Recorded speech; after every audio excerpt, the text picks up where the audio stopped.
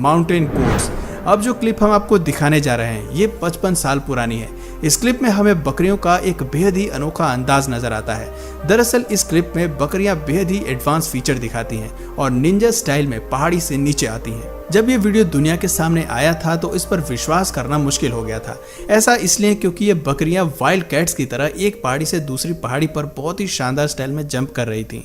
बकरियों को इस तरह से एडवांस जंप लगाते देखना वैज्ञानिकों के लिए भी आश्चर्यजनक था। शेर और बाघ के लिए तो ऐसा करना आम है, लेकिन गोट्स की एक प्रजाति के पास ऐसे फीचर्स हों ये कुछ हजम नहीं होता। खैर, आपको बता दें कि पहाड़ी पर रहने वाली बकरियां ऐसा करना जानती हैं।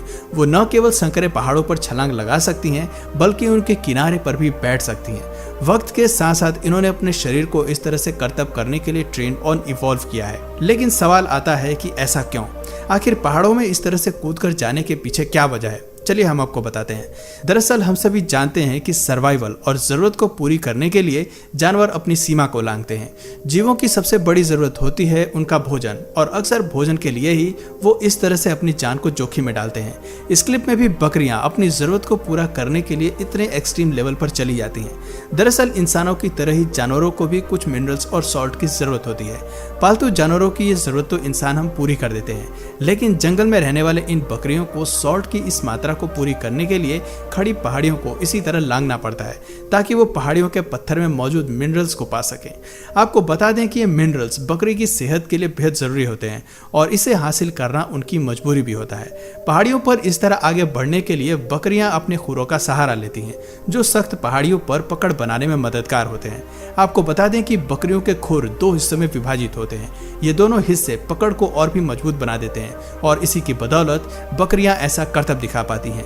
वो पहाड़ी के बिल्कुल संकरे रास्ते पर जाती हैं जहां उनके चार पैरों के लिए भी जगह नहीं होती।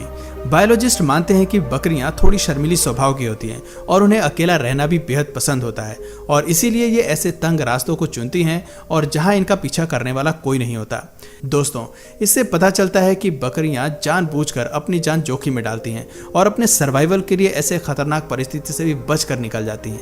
ये कई सालों से ऐसा करती आ रही हैं और अब इस तरह की हाई जंप लगाने में ये माहिर हो चुकी हैं। इस फीचर के चलते ऐसी खतरनाक जगह इन्हें कई खौफनाक शिकारियों से भी बचाती है जो ऐसी संकरी पहाड़ियों पर आना पसंद करते हैं। जमीन के जानवरों की काबिलियत को देखने के बाद अब बारी है आसमान पर राज करने वाले पक्षियों का रुख करने की। हम बात कर रहे हैं बैरनेकल गूस की। ये पक्षी बेहद ही शानदार है। इसके बच्चे जितने साहसी होते हैं, माँ बाप उतने ही कठोर होते हैं। कठोर इसलिए क्योंकि ये पक्षी वो करते हैं जो आपने शायद दुनिया के किसी पक्षी को करते हुए नहीं देखा होगा। दरअसल बैरनेकल गूस अपने अंडे पहाड़ी के टॉप पर देते हैं ताकि खूंखार शिकारी उस तक पहुंच ना पाए, लेकिन कुछ समय बाद चूजे बाहर आ जाते हैं, धीरे धीरे बड़े होते हैं, और जब इनके घोंसले से बाहर आने का वक्त होता है तो ये माँ एक ऐसा कदम उठाती है जो दुनिया की कोई माँ नहीं कर सकती। दरअसल ये पक्षी टॉप पहाड़ी से हवा में छलांग लगाकर नीचे आ जाती हैं।